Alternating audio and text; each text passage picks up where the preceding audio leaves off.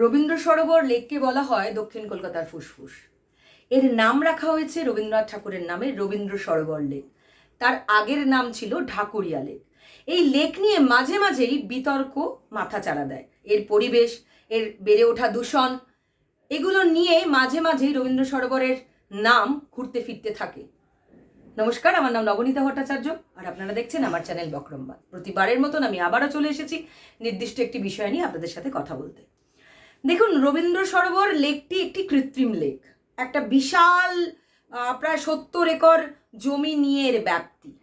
শুধু এখানে হ্রদ না, এর চারিদিক জুড়ে রয়েছে বিভিন্ন ধরনের গাছ, বিভিন্ন প্রজাতির গাছ, বিভিন্ন জলের হ্রদের মধ্যে রয়েছে বিভিন্ন ধরনের জলজ প্রাণী, পাখি। ধরুন, এখানে পরিযায়ী পাখির একটা আস্তানা হয়ে যায় শীতকালে।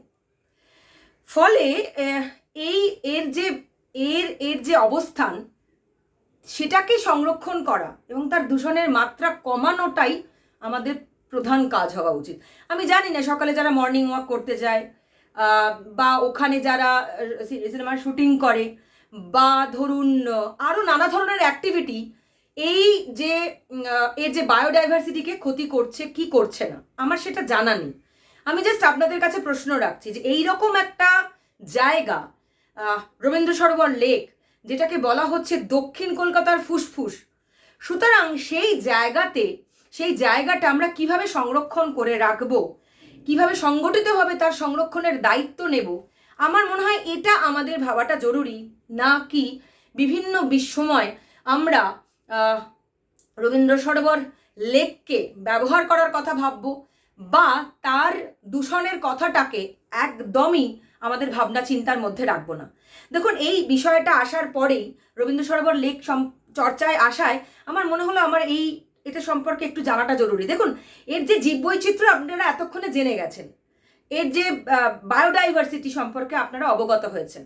আমার কথা হচ্ছে, আমরা যদি পরিবেশ সম্পর্কে সচেতন হই না, তাহলে এই যে রবীন্দ্র সরোবর লেক নিয়ে বিভিন্ন সময় যে বিতর্ক তৈরি হচ্ছে, এইটা আর দানা বাঁধে না।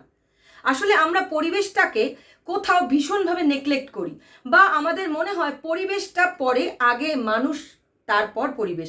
কিন্তু মানুষ আর পরিবেশের মানে অবস্থানটা আমার কোথাও মনে হয় পাশাপাশি। এবং এই যে 2003 সালে এটাকে, মানে এই রবীন্দ্র সরোবর লেকটিকে জাতীয় লেক সংরক্ষণ প্রকল্পের আওতায় আনা হয়। জাতীয় লেক সংরক্ষণ প্রকল্পের আওতায় আনা হচ্ছে যে হ্রদটিকে, তার মানে বুঝতে হবে তার ব্যাপ্তি বিশাল। সুতরাং তাকে সংরক্ষণ করার দায়িত্ব নিতে হবে আমাদের সকলকে।